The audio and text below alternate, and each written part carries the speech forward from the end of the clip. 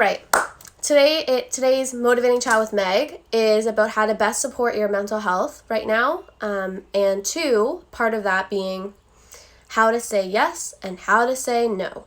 I think especially for women, it can be really hard, and I read a really great chapter in a book I'm reading, which I'll share, and I just wanted to share some key points I took away from it. But first off, I have been feeling, especially this week, with the socializing I'm doing within, my circle of 10 and socializing with you guys on here, people are having a really hard time right now. I think we all had an expectation that this pandemic would be further along than it is. I think we had expectations that maybe our lives would be back to our so-called normal. And I also think that moving into phase 2 and knowing phase 3 is hopefully around the corner, this is like a brand new world that we're navigating. Everywhere we go, like I want to go to the mall. I'm going away on a trip next week for IFF Discover, and I wanted to go to the mall and just get a few extra pieces, a few extra things for the trip.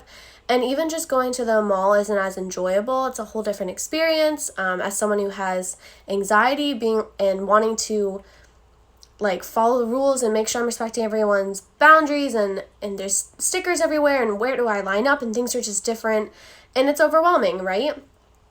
And on top of our personal life, everyone has personal things going on.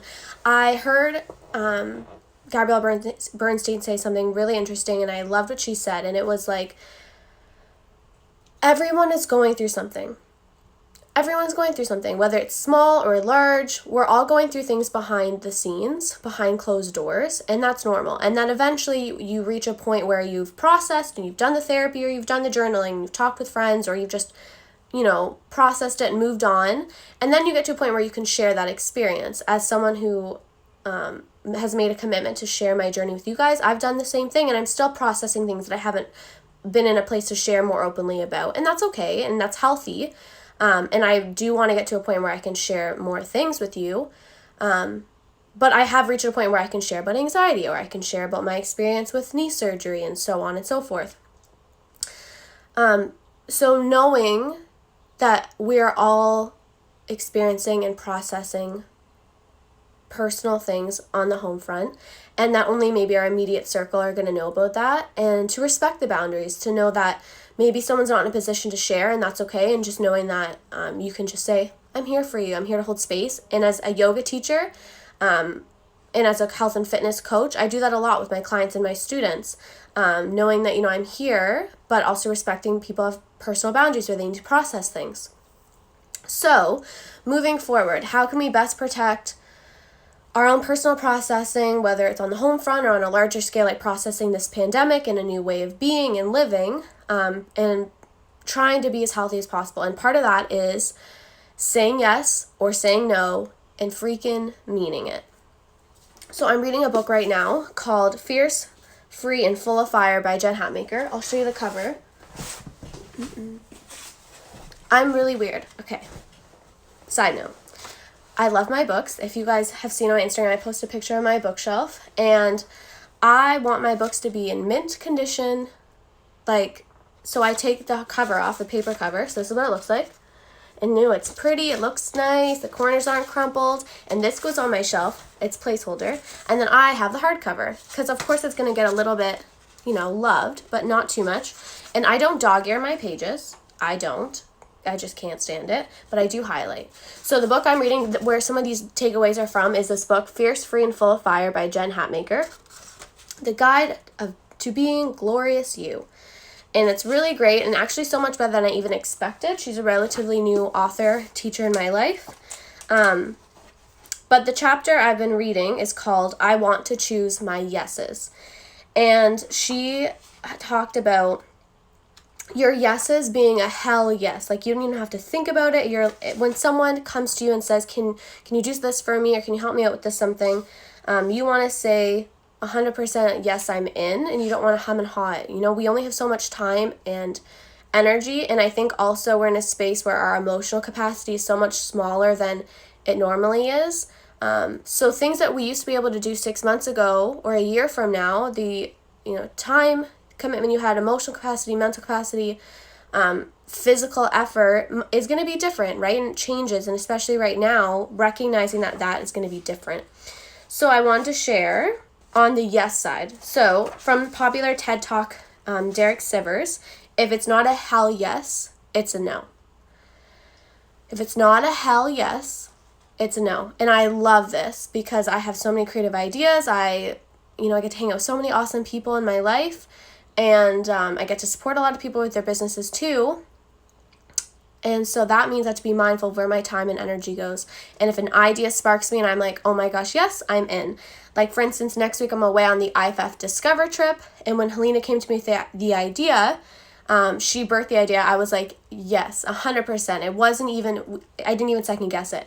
If I perhaps had said, I'm not really sure, then I would be in a position where I would say no, or I'm going to support to this percentage, but I'm not going to do the whole thing, right? So I want you to think about that. And then the next thing to go with yes was what Shonda Rhimes said, and she calls it the hum. So when I am hard at work, when I'm deep in it, there's no other feeling. The hum sounds like an open road, and I could drive it forever. The hum is a drug. The hum is music. The hum is God's whisper right in my ear. And then Jen Hatmaker went on to say that also clear inside the hum for her is, I'm good at this. Nothing better than running hard in your lane. And so I think about this too. Right away I thought about when I'm teaching yoga. I'm like, I am good at this. I feel good. I feel really confident, I'm like, I'm in my lane. Or when I'm coaching, when I'm in my virtual studio and I'm getting girls set up and I'm getting their emails ready for them and I'm chatting with them and checking in on them, I'm like, this is what I'm good at, this is my lane. And I want you to think about that for yourself, whether it's a hobby or work related or family related. Then she goes on to say that the hum isn't always like fireworks and yes, like sometimes the hum includes the hard crap, the hard side of it, and it's true, but most of the time in the initial yeses, there's a really strong hum and you're like, I'm in it. Okay, moving on to no's. So no's are harder. I'm a people pleaser to some degree, and I'm try hard not to be now. I'm way more mindful of it now. But I don't like letting people down, and I have a really hard time saying no in most cases. So, a couple quick takeaways when we're saying no. Denying a request is not the same thing as denying the person. And I love this right away. I highlighted it. And this could be like your mom asking you something or your sister. Saying no does not mean you're denying that person. It just means you're not going to be able to pick up something or run an errand or whatever they need. So keep that in mind. Like, you're not denying the person. Like, they don't need to take it personally. Maybe they will, but that's not on you, right? And so same thing when you ask someone something and they say no, they come back with a clear boundary, like, I can't do this. Don't take it personally. It's one of the 4 agreements. They're not denying you as a human, they're just denying your request. And I'm sure you have a team of support, multiple friends, multiple people, and if you don't, start building those connections and relationships. Next, you can decline with graciousness and kindness. So when someone is asking and you're like, that's not a hell yes, I don't want to do that, just the idea of that causes me stress, you can say no, you can decline graciously and kindly. It's possible.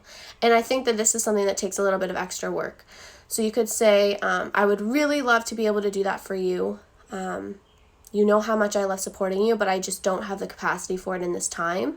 But I can't wait to see it come to life. And of course this depends on what the request is, but just know that you can say it kindly. Okay, next. Focus on the trade-offs. So focus on the gain of what you get instead of saying yes. So for instance, what is an example? Her example was like more time with her family. Like for me, I guess it just means that sometimes when I say no, it gives me more creative time, or it gives me time to write my own blog, or the gain might be that I'm not rushing around. The gain might be honestly just peace of mind and less anxiety.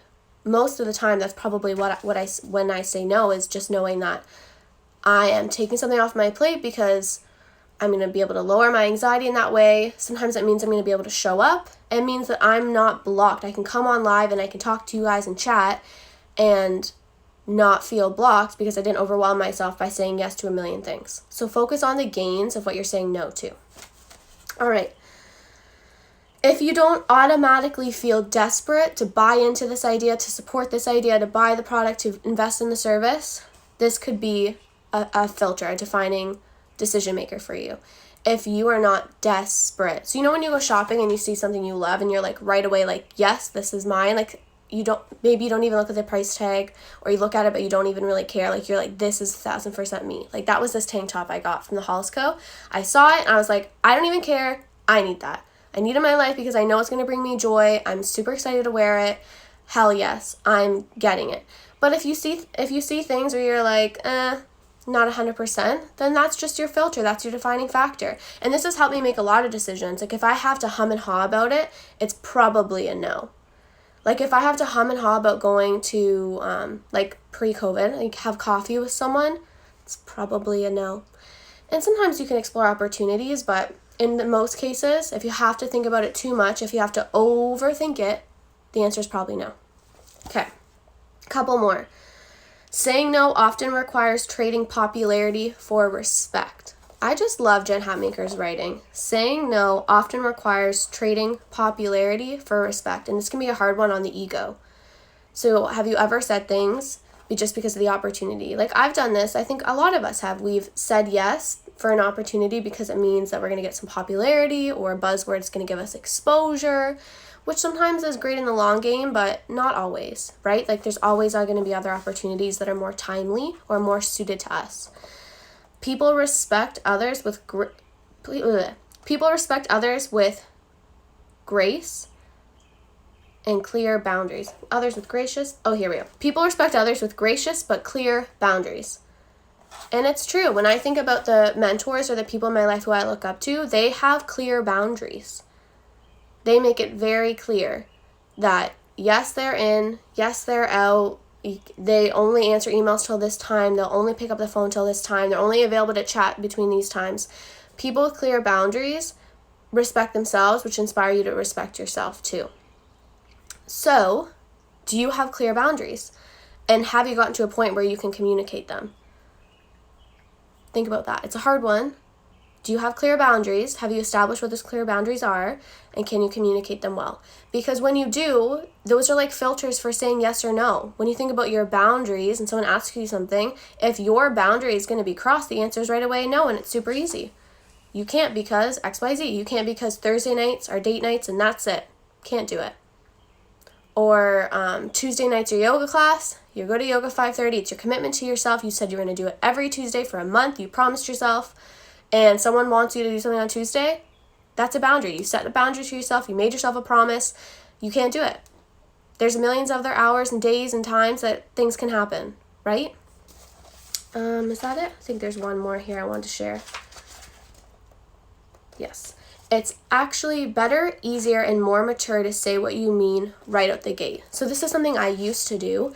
And she's talking about those fluffy gray areas, yeses or nos. Like the lukewarm, like you make excuses, or you say, yeah, I'll try if I have time, or yeah, give me, like, when you're like half in, half out, but really it's just you don't want to let that person down. And it's kind of selfish because you don't want to say no